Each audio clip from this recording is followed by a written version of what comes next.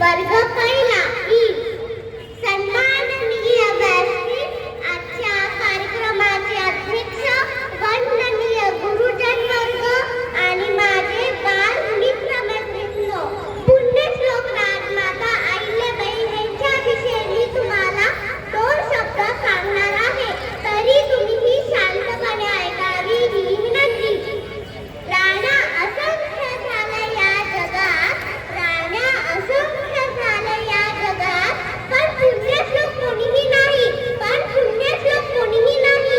गर्व जिचा आहे या मराठी हृदयाला, गर्व जिचा आहे या मराठी हृदयाला, एकच ती महाराणी अहिल्यादेवी होतं खाली, एकच ती महाराणी अहिल्यादेवी होतं खाली.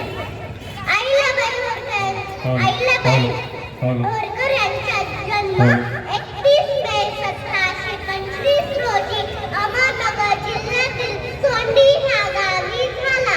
त्यांच्या आईचे